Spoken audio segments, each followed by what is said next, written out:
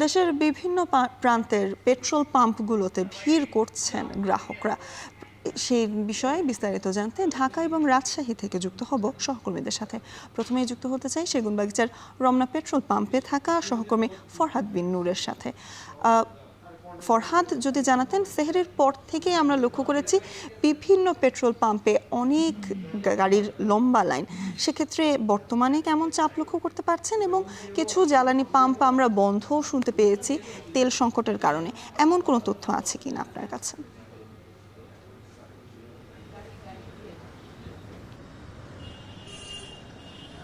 হ্যাঁ স্বর্ণা, একদমই ঠিক বলেছেন আপনি। আমরা সকাল থেকে বিভিন্ন পেট্রোল পাম্প ঘুরে যে চিত্রটি দেখেছি রাজধানীর, আমরা দেখেছি বেশ কিছু জায়গায় পেট্রোল পাম্পগুলো বন্ধ রয়েছে এবং তারা বলছেন যে তাদের তেল ফুরিয়ে গিয়েছে, বিক্রি হয়ে গেছে এবং পরবর্তীতে আবার তেলের গাড়ি ঢুকলে তারপরে তারা সেটি আবার বিক্রি করতে পারবে। এছাড়া অন্য অনেক পেট্রোল পাম্পের চিত্র কিন্তু যদি বলি, আমরা এই মুহূর্তে যেমন রমনা পেট্রোল পাম্পে রয়েছে, এখানকার চিত্র যেটি দেখছে, এখানে কিন্তু মোটামুটি দীর্ঘ একটি লাইনে দাঁড়িয়ে যারা বিশেষ করে বাইকার রয়েছেন তারা আসলে তেল এখানে নিচ্ছেন এবং তারা 15 থেকে 20 মিনিট লাইনে দাঁড়িয়ে থেকে তারপরে তারা তেল নিতে পারছেন। তবে এখানে যারা পেট্রোল পাম্পের কর্তৃপক্ষ যারা রয়েছে তাদের সঙ্গে আমরা কথা বলি, তারা বলছেন যে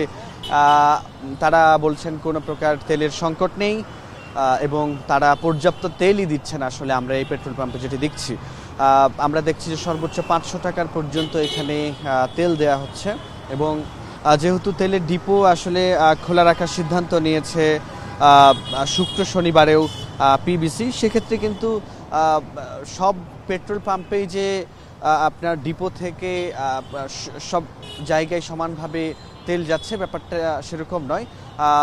যেসব পেট্রোল পাম্প বন্ধ রয়েছে তারা বলছেন যে ডিপো থেকে তারা আসলে পর্যাপ্ত তেল আনতে পারছেন না, তো সেই কারণে তারা কিন্তু বন্ধ রেখেছেন। আর এখানে আমরা দেখছি সরকার কিন্তু আসলে একরকম সিদ্ধান্ত নিয়েছিল যে জ্বালানি তেলের যে একটি সংকট তৈরি হবার সম্ভাবনা ছিল, সেই জায়গা থেকে কিন্তু সরকার বেঁধে দিয়েছিল যে বাইকগুলো একটা নির্দিষ্ট পরিমাণ তেল নিতে পারবে, এক এক গাড়ি এক এক রকমভাবে নিতে পারবে। তো সেটি কিন্তু কোথাও কোথাও মানা হচ্ছে, আবার কোথাও কোথাও কিন্তু তার চেয়েও বেশি দেওয়া হচ্ছে। তো এই চিত্রটি আমরা দেখছি পুরো রাজধানী জুড়ে।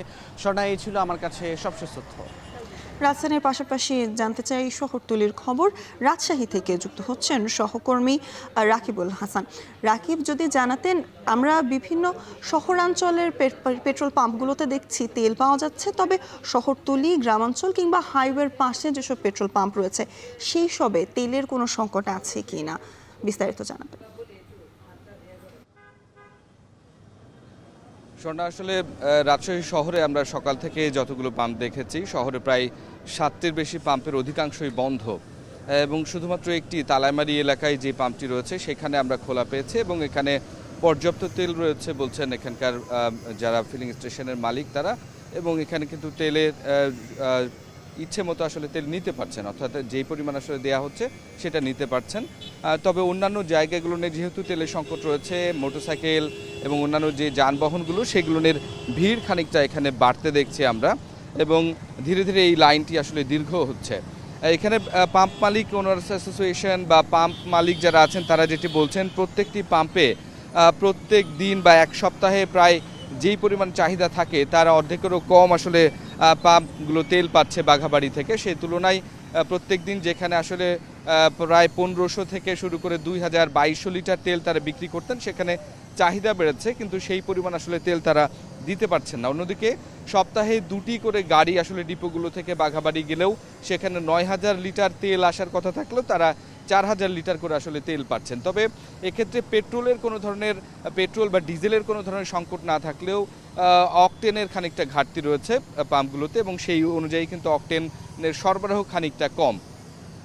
অন্যদিকে হাইওয়েগুলোর পাশে যে সমস্ত পাম্পগুলো সেগুলোর প্রত্যেকটিতে কিন্তু আসলে তেলের সরবরাহ নেই, কোনোটিতে পরিমাণ মতো দেয়া হচ্ছে, কোনোটিতে আসলে কম দেয়া হচ্ছে এবং কোনো পাম্প বন্ধ আমরা লক্ষ্য করেছি। তবে যেই ভোগান্তিটি সবচেয়ে বেশি বেড়েছে সেটি হচ্ছে চরাঞ্চল বা গ্রাম অঞ্চলে যে সমস্ত ডিজেলের চাহিদা থাকে সেই সমস্ত ডিজেলের চাহিদা আসলে পূরণ হচ্ছে না এবং কৃষকরা বলছেন তাদের যে ফসল রয়েছে সেটিতে আসলে সেচের সরবরাহ বা এই সমস্ত ক্ষেত্রে সমস্যা পড়ছেন।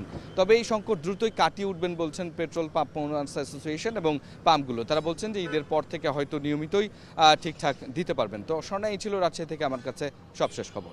সহকর্মী ফরহাদ বিন নূর এবং রাকিবুল হাসান যুক্ত ছিলেন বিভিন্ন পেট্রোল পাম্প থেকে।